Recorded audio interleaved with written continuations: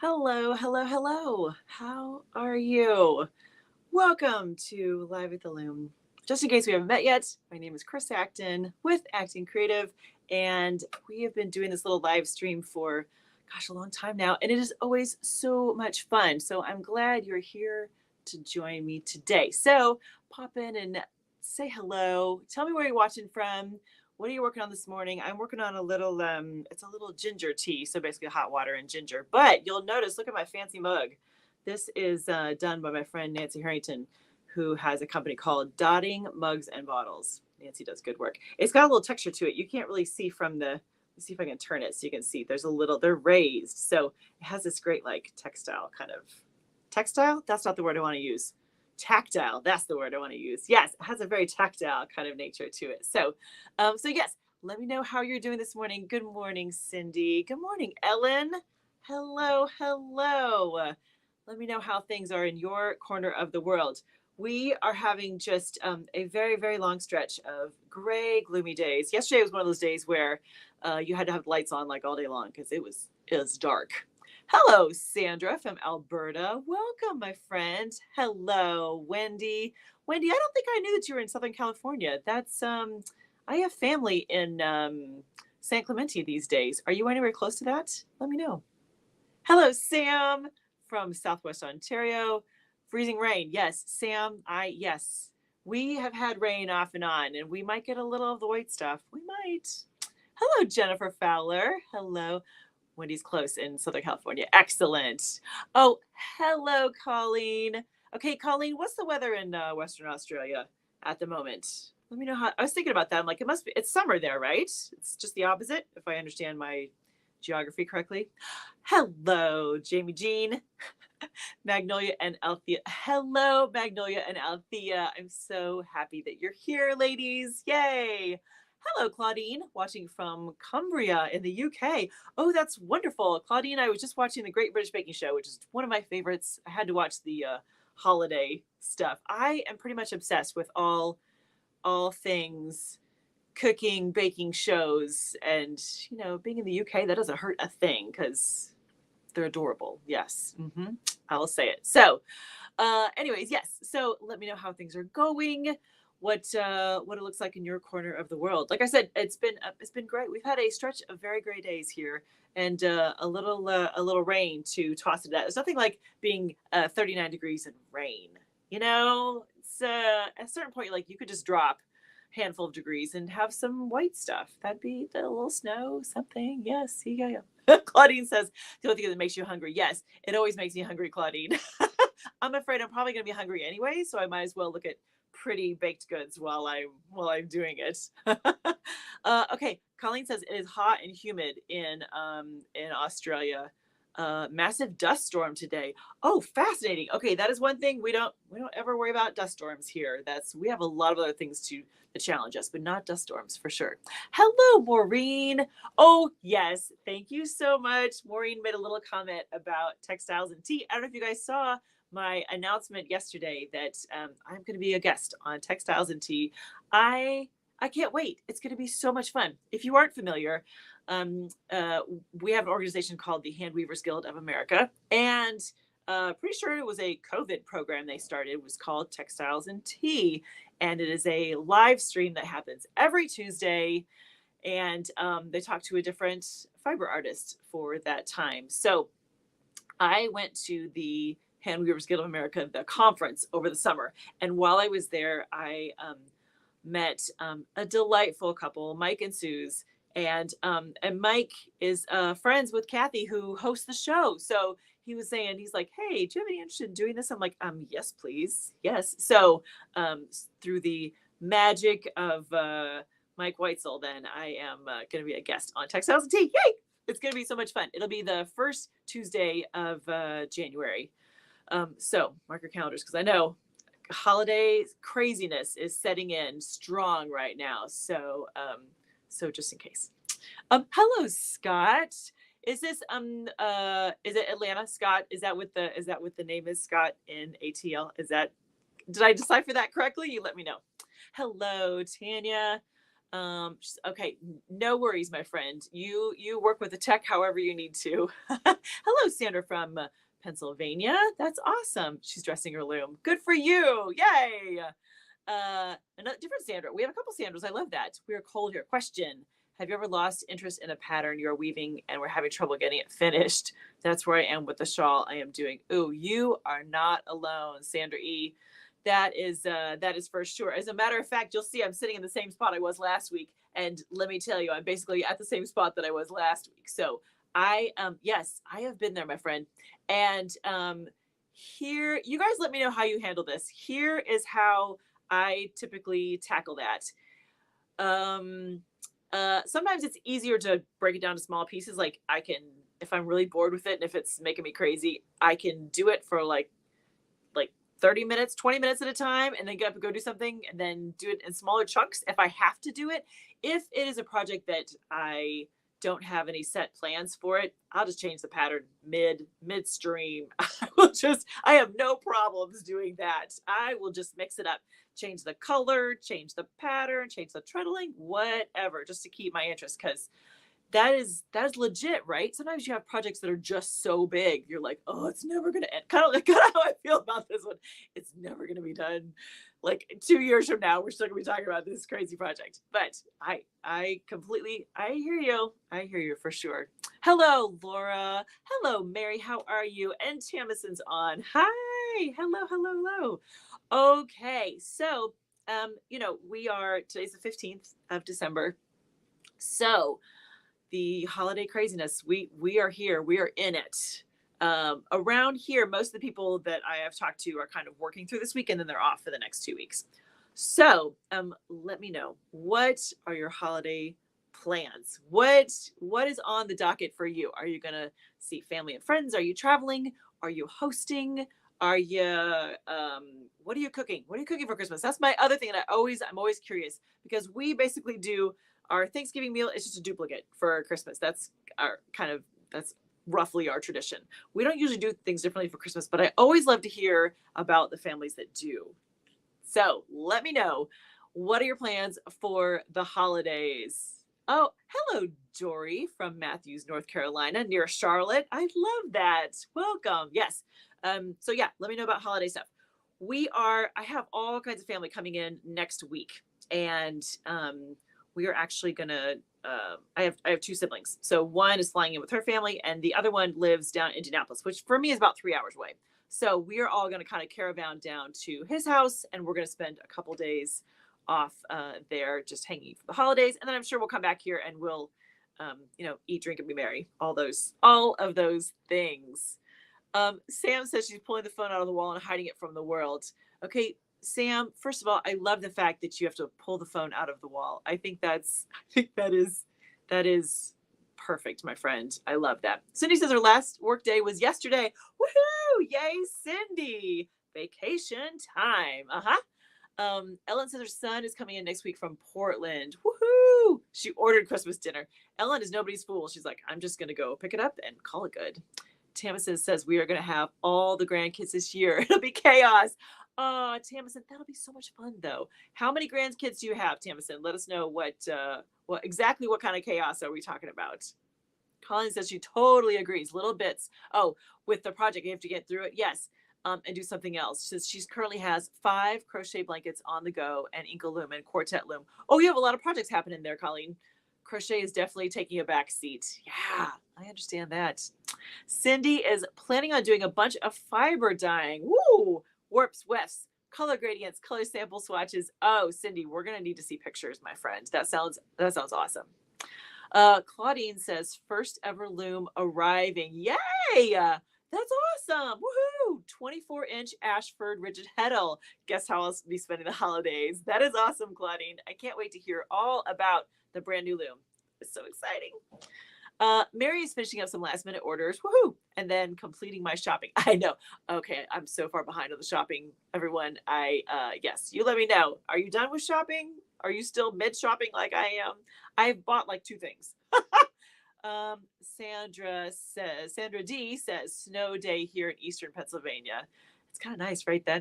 Then back to babysitting through the 22nd. Schools are basically in until half day the 22nd.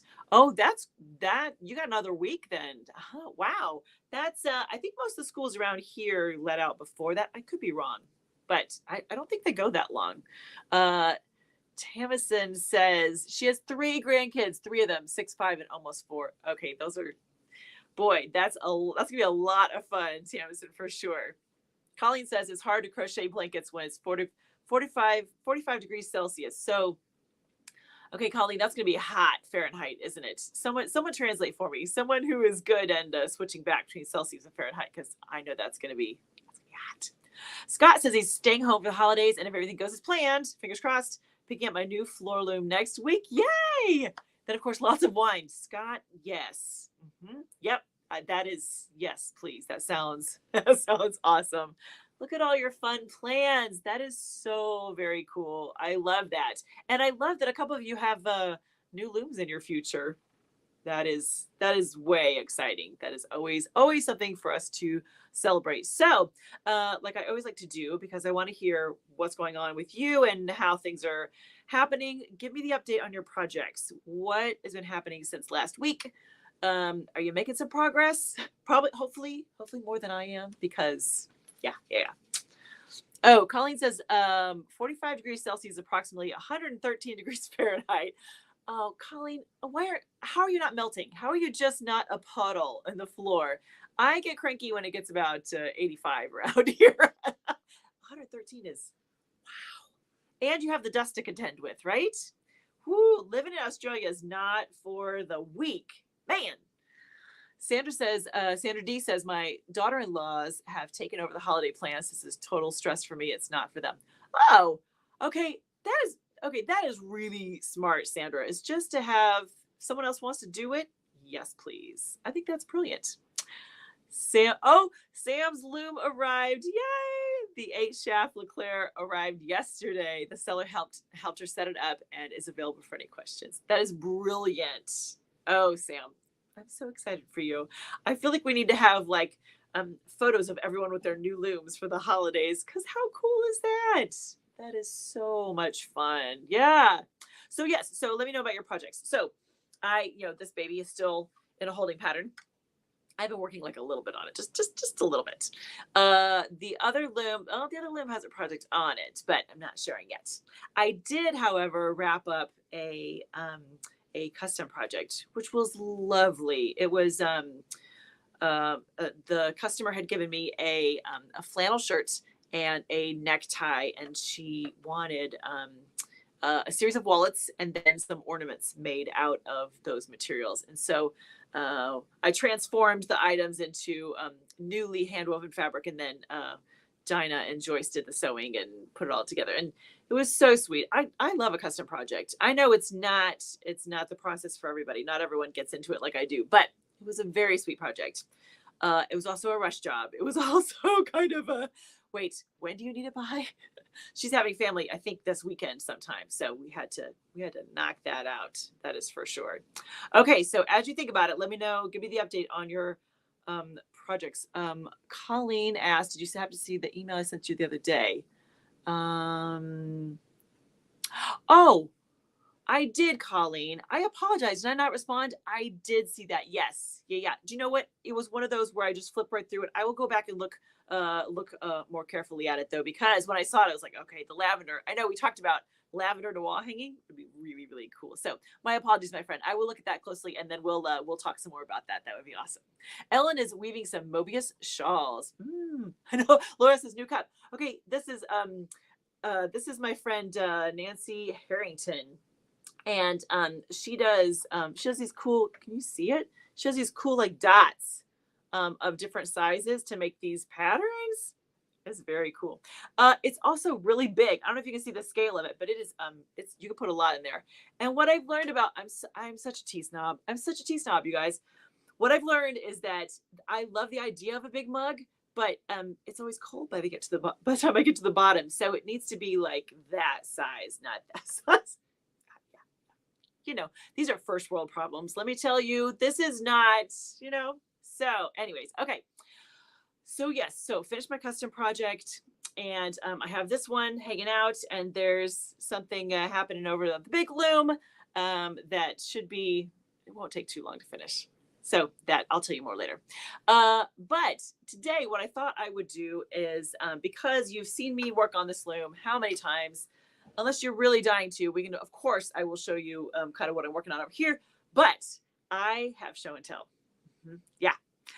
Let me set the scene. So I'm part of our local guild is called the Duneland Weavers Guild because I am 4 miles from the Indiana Dunes, which is this really sweet little section of Lake Michigan. It's the very bottom of Lake Michigan. Indiana owns about 50 miles of Lake Michigan, right at the bottom. If you look at a map, I am right there at the very southern tip of Lake Michigan. That's where I live.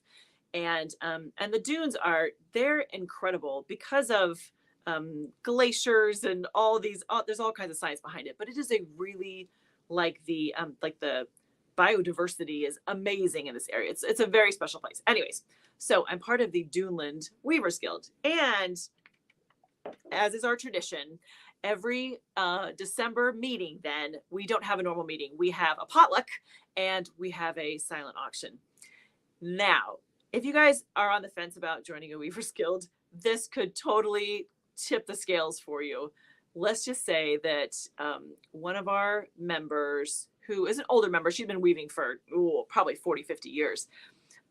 She was downsizing to a smaller location, and she wanted to get rid of all her materials. So she basically gave them to the Weavers Guild to put in the silent auction to raise money for the organization.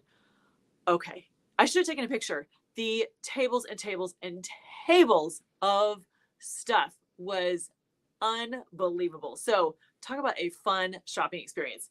And this girl here, I did a little damage. Now, because everything was it's a silent auction, so things like the bid will start like at $1. So at a certain point, I just went around, and if it didn't have a bid on it, I was like, okay, $1. So I came home with, I bet, 40 pounds of yarn. It was crazy. So I thought today we would do a little show and tell so you could see some of the goodies that I got because it was outrageous. Tamison, she says she has glacial deposits in New Hampshire, but they're humongous boulders. Yeah, I believe that. That's so interesting, kind of, when you look at what made your area, like what kind of massive shifts happened once upon a time. I like that. That's a whole big old deep subject, isn't it? Okay, so let's start with the books. Now, I love some books, but I was trying to allow other folks to kind of slip in and get some books, but at the end there were still a lot of books that didn't have a bid on them. So of course I bid on quite a few books. So I wanted to show you my stash that I came home with when it comes to books. First of all, do you know Annie Albers? Oh, here this way. Do you know Annie? When I went to the HGA Interwoven Conference, I had one day when I went to a talk on Annie Albers in the morning, and I went to a talk on Mary Meigs Atwater in the afternoon, which was fascinating. It was really a fun day because the ladies, they're both kind of famous in the fiber world, and they overlapped in when they were alive. And so it was very interesting. They had completely different philosophies about weaving and fiber, and Annie was part of the it was Bauhaus, right? See, as I say that, yes, she's part of the Bauhaus movement. She's one of the biggest names as far as fiber that came out of the Bauhaus movement. But her husband was also an artist, and her philosophy was really that you let the materials kind of influence you. And she was one of those people that would make all these sketches about all of her stuff, but she never wrote down a draft. So her philosophy, this, by the way, the book is, it's a lot of words. It's not a picture. It's not a pretty colorful picture forward kind of book, but I'm very interested in both Annie and Mary. So I was like, when I saw the book, I was like, okay, that'll come home with me.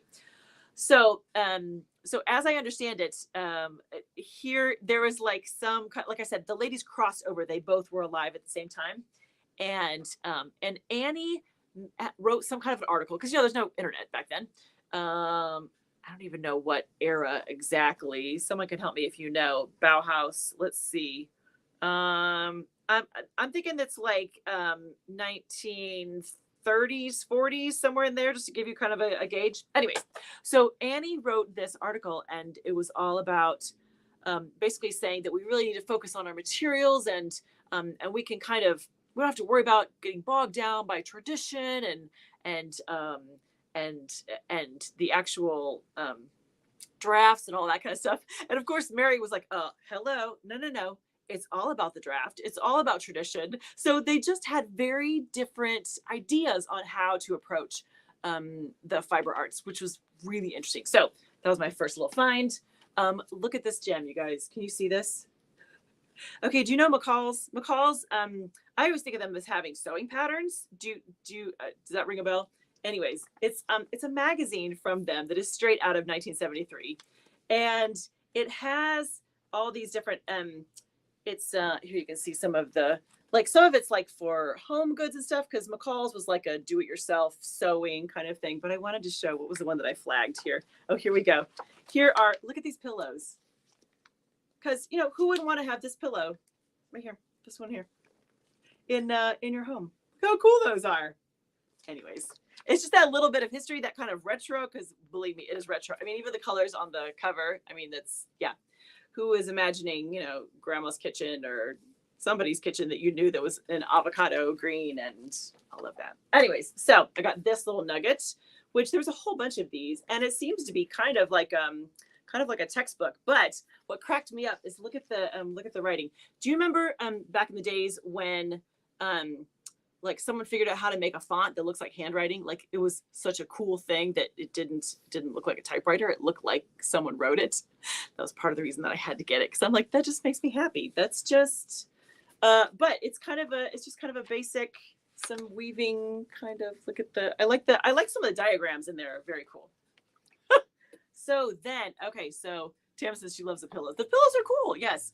Okay, so this one, I have history with this one. I don't know if you guys are familiar with Diane Itter. I'll be honest, I didn't know about her until probably 10 years ago. I knew her husband. Her husband taught me in college. He's also, William Itter is also an artist.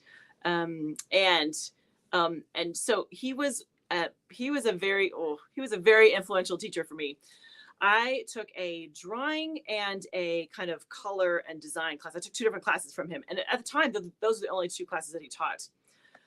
And he's quite the technician. Like, for the drawing class, for the first 6 weeks of class, we only drew straight lines.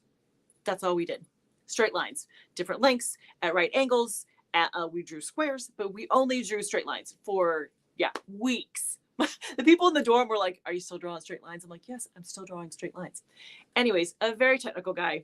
And at the time that I took classes from him, his wife sadly had already passed away. She died at like in her early 50s, which is horrible. But it wasn't until years later that I became a weaver, and someone was like, I mentioned him in some forum, and they were like, you know, his wife was a famous weaver. I was like, I had no idea. So this is her, it's some kind of, it's from the American Craft Museum. So, but it's some kind of a collection of her stuff. This is so awkward how I'm doing this, but I don't know if you can see. Let me find a good place where you can see her work. Can you see the, yeah. Look at those, gorgeous, huh?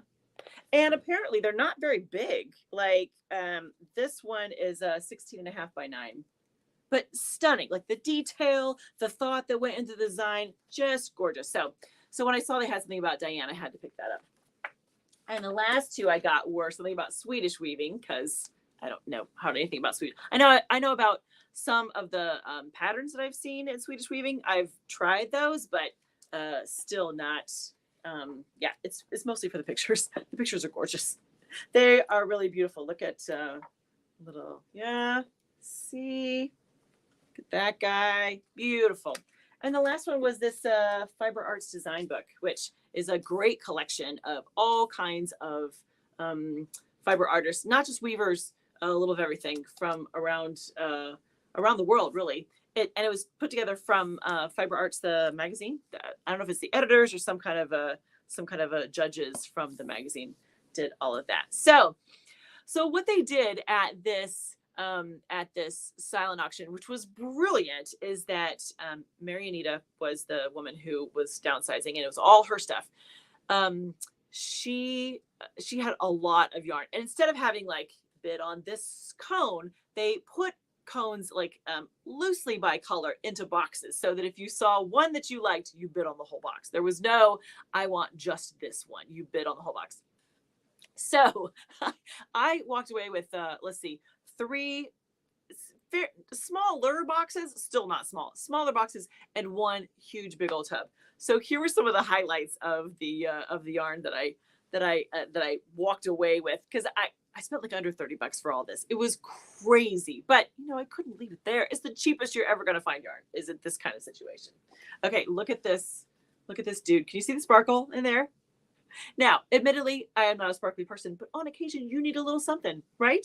You need a little, just a little something. It has this great kind of little silver kind of wrapped around the purple, which that's just fun. I found some big, let's see. Hi, Sheila. Oh, Sheila's in Scotland. Oh, how fun. That's awesome. Welcome, my friend. Look at this guy. Big old, can you see how big that is? And it's got the little, what's it called? I'm drawing a blank, folks. Help me out. What's with the little circles? What's that called? It's not eyelid. That's not the right word. Okay, see? I know you guys are typing furiously right there, because you're like, Chris, this is what it's called. What's that called with the little loop-de-loops? Okay, look at that pretty color. It looks like some of it hasn't been used in a while, so I have to boucle. See, dun, dun, dun, dun. You guys always come to my rescue. I love that. This is just a really pretty. Some of it looks like, yeah, it's a little dusty. We'll clean it off. No worries. So I had one whole box that was all reds and oranges, which I love that little texture. Look at this guy. It's this great, like, makes me think of like a dark, like a rose gold almost. Yeah, look at all the, everyone's like, boucle, that's the answer. See? You guys always come to my rescue. I love that. And then I had another box that was all grays, but like the good, like bluish grays. I tend to have a lot of kind of brownish, more earthier, and I'm getting ready to do a project that needs bluish grays. So I was like, this is a sign. I am going to bid on this box because those are the colors that I need. And then lastly, there was this one box that was all like little stuff. So like, and by little, I mean like this kind of format, not the big old like pound of, you know, not the cone, like the big cone. They were all kind of in this format. But look, another fuzzy. Clearly, I was on a texture kick. I was like, oh, I would like all the textures, please. And then this one's kind of fun. You know, for my Weaver's Challenge project, I need something in yellow. So, but it's got a little. Can you see? It's got a little flecks of orange in there too. So it's not just a solid color, which I kind of love that. And then look at this guy. There are times when I'm not always sure that I think it's the prettiest yarn, but I like the combination of, like, I think that'll look really cool in a project. I'll be very curious to see how quickly it moves from one color to the next. Because you know, when you have those kind of cones like this, or tubes, that if it moves really quickly from one color, it looks a little muddier. So we'll see. We'll see what that looks like. That's going to be fun, though, to incorporate. I mean, I just think to put that with like a little, like a light blue or a light purple or something, that's going to be fun. So anyways, that is my stash. I made out like a bandit. I just kept thinking, that's crazy. I was doing the math. I'm like, okay, this is, yeah, unbelievable. And I was not the only one. Everyone walked away with carloads full of good stuff. They had all kinds of supplies. They had stacks of handwoven magazines, you know, like a year at a time, that kind of thing. She had all kinds of good stuff. So anyways, I thought that was a good little show and tell. Tamsin says, does it have rayon or silk? Was that the yellow that you were asking, Tamsin? Was that, because that's what I have to have for my project. Remember last week we were talking about that. Yeah, this is some kind of wool, I'm guessing. That's what I'm guessing. But that's okay. I can sneak in other things, right? I make my own rules for the Weaver's Challenge. Yeah. Colleen says a fantastic haul of goodies. Thank you. Yes. Yeah, Tamsin. It's not, no, I don't think it's, yeah, I don't think there's any way that's silk, like a raw silk. I think that's going to be a wool. If you had a chance to feel it, you'd be like, oh, okay, I think that's wool. It's definitely not rayon. So there we go. All right, my friends. Why don't we start to wrap this up, huh? I already shared my good news, but mark your calendars for January, what did I say, the 3rd? See, drawing a blank. I need to write things down. That's the lesson learned. January 3rd, yes, I will be the guest on Textiles and Tea with Kathy Group through Handweavers Guild of America. By the way, I looked closer at how it's formatted. You can watch it live through Facebook Live on their site, or you can register and they'll send you a Zoom link. You can watch it there too. However, after it's over, then they always post it on Facebook right away, and then they'll also post it on YouTube, which in a little twist of irony, that's usually where I end up watching it, is through YouTube. I'll be poking around, be like, okay, I want to hear about this artist. So keep that in the back of your mind. That is coming. If you haven't had a chance to check out the Acting Creative Insiders, you are invited. It's a monthly membership, and I pack in all kinds of little extras for my community there. And there's a whole bunch of different tiers you can choose from, all kinds of good stuff. So if you like all the stuff you're seeing and you want to support me and the company and all the good things, you are invited. Come on over to Acting Creative Insiders. And then lastly, if you haven't yet signed up for the email list, yeah, it is ready there for you. Every Wednesday, you get a little love note from me that just says, hi, how are you? And here's what's going on this week. And just to kind of check in and say hello. Now, let's talk about next week. Like I said, we're kind of in the holiday craziness. So there isn't going to be any Live at the Loom next week. I'm thinking the week after, probably. How about that? That doesn't seem definitive at all, does it? I'll keep you posted if we end up. It could be that we skip the next 2 weeks, but maybe not. I don't know. What we're just going to put it as a maybe. It's a firm maybe, my friends. We'll see. Definitely not next week, though. So, Colleen, no worries. You can go to bed earlier next week. you can set your alarm and go to bed at a reasonable hour.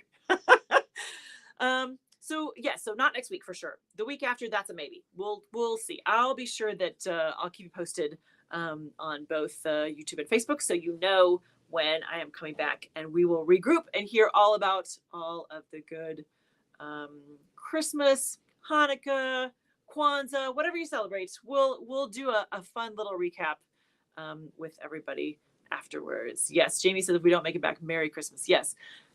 To everyone, happy holidays, Merry Christmas, happy Hanukkah, like all the things. That's yes, yeah. All right, so I think that does it, my friends. We have had a wonderful time today. Thank you so much for joining me. I always love to hear about what's happening in your corner of the world and to find out how you're doing. So, all right, let's see. Here are your marching orders for 2 weeks from now. We'll say 2 weeks. We'll say it's going to happen. Is to enjoy your family, your friends, however you celebrate kind of end of the year festivities. Have a wonderful time. If you get a moment to be creative and throw a shuttle, I highly recommend it. Otherwise, I will meet you back here. Yeah, we'll say 2 weeks. That'll be the plan. Okay, my friends, have a wonderful one, and happy weaving.